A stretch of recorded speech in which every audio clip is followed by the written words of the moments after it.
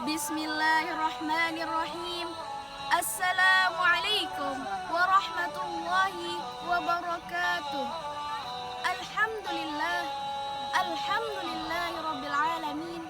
Assalatu wassalamu ala asrafil anbiya'i wal mursalin, Sayyidina Muhammad wa ala alihi wa ashabihi ajma'in, amma ba'd.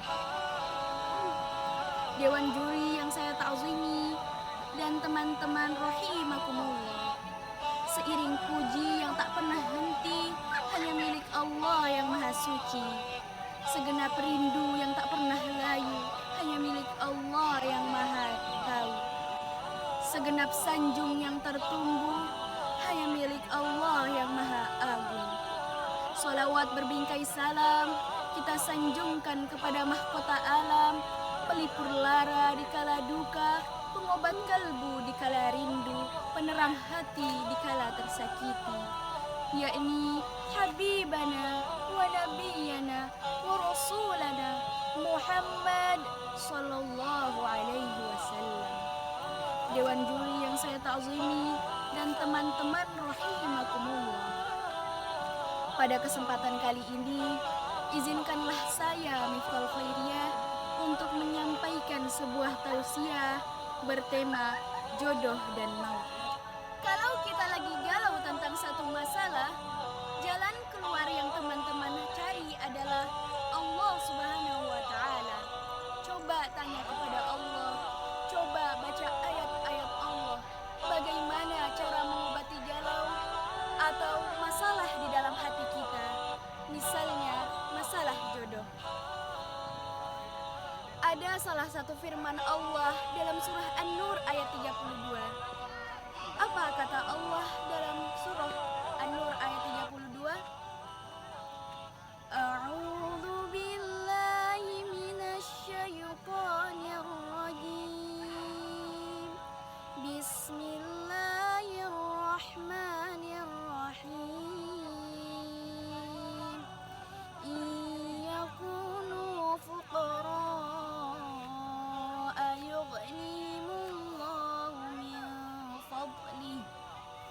wallahu wasi'un alim. Nikahkanlah orang-orang yang beriman di antara kalian, baik yang merdeka ataupun orang-orang yang budak. Kalau mereka fuqara, apa arti fuqara? Gak punya apa-apa.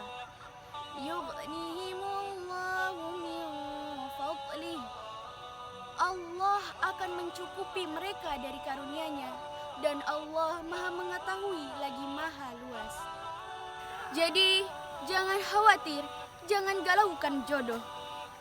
Ada 3 hal yang sudah menjadi takdir Allah Subhanahu wa Ta'ala, yakni rezeki, jodoh, dan kematian.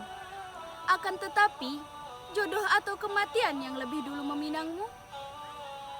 Jodoh merupakan misteri di dalam kehidupan, begitu juga dengan kematian.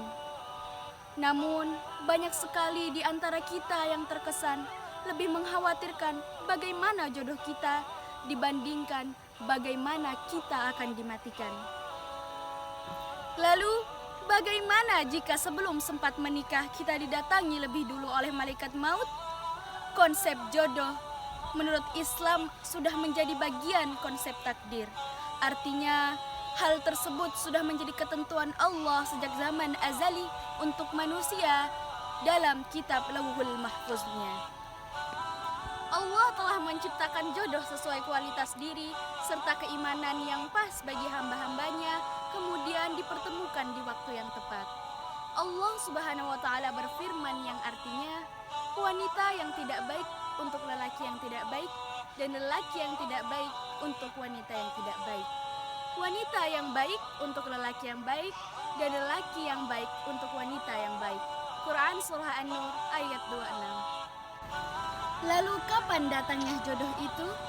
Kedatangannya tidak dapat ditebak, tapi bisa diikhtiarkan. Jika teman-teman sudah siap menikah atau segera menikah karena tidak kuat menahan syahwat, maka segera carilah jodoh kita. Tentu saja dengan cara yang disyariatkan, bukan dengan perzinahan atau pacaran. Lalu kapan datangnya kematian? Allah Subhanahu wa Ta'ala berfirman, yang artinya tidak ada suatu umat pun yang dapat mendahului ajalnya dan tidak pula dapat memundurkannya.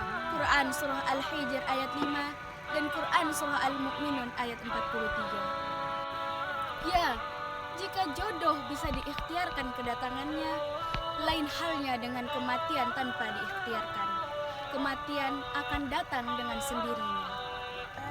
Namun, yang perlu diingat yang bisa kita ikhtiarkan dalam kematian ini bukan waktu kedatangannya, melainkan kondisi saat kita meninggal nanti. Apakah meninggal dalam keadaan husnul khotimah atau zul khotimah?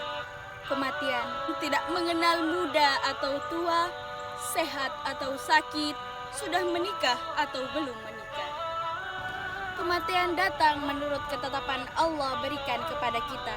Kita tidak pernah tahu siapa yang lebih dulu meminang. Apakah rezeki berupa jodoh atau malaikat maut yang mengetuk pintu kamar kita?